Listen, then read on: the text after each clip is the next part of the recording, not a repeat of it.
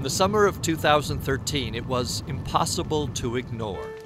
The water had not arrived, and Idaho was on fire. To some, this was hardly a surprise. It had been building for a while.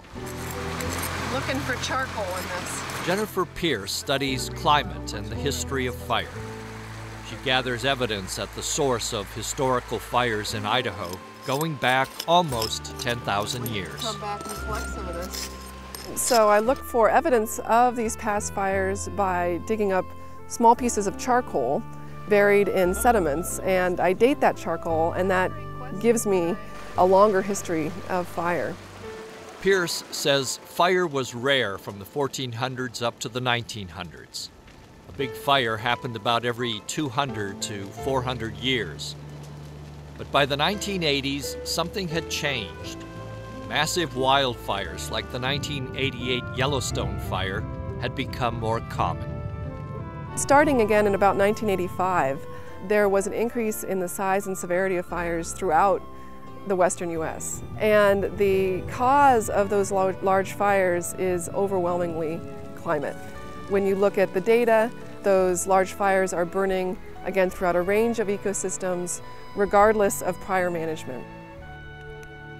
The close relationship between climate, fire, and water is no surprise. Climate really defines us as Idahoans, and climate provides a template for a lot of the resources, our water resources, our land resources, forestry, agriculture, energy, tourism, recreation. All those really come back to water in the end. Climate dictates how much water falls from the sky and what happens to the water on the ground. Hotter temperatures, a changing water cycle, more fire.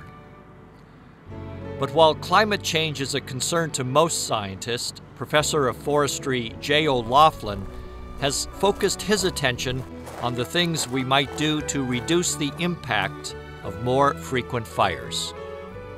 So we've altered the fire regime in many of our forests by not allowing fires to burn. And that does have some consequences that come with it, which means the next fire is going to be bigger because you've accumulated more fuel. That fuel management is really the key here. That by allowing our managers to do active fuel management, to create conditions that will make our forests and our watersheds more resilient. More than 60% of Idaho is federally owned and managed. The procedure to harvest timber in national forests is plagued by red tape and a multi-year process, says O'Loughlin, and that results in fires that have plenty of fuel to burn. One of those impacts that we care deeply about is water quality, and water quality is affected by sediment. One example is the Big Wood River, a week after the Beaver Creek fire in central Idaho. And frequent fire means certain plant species won't have time to rebound, laying the groundwork for other plant species. Take cheatgrass, for example, a fast-growing plant that offers fuel to new fires. In the science world, it's called type conversion. That has certainly already starting to take place, where forests that have burned, for example in the Southwest, are not being replaced by trees, they're being replaced by shrubs. I think, a real concern of mine is that if there is a fire in the Boise front, will the trees up at Bogus grow back? These are trees that germinated during the Little Ice Age, a time characterized by cooler climates than today. And our current climate may not be suitable for trees. University of Idaho professor John Abatsaglu says this is just one way climate will change the state in some dramatic ways. His research models predict a potential 7 to 10 degree temperature increase in populated areas of Idaho by the end of the 21st century. Summer temperatures in McCall be a lot like current summer temperatures are today in Boise.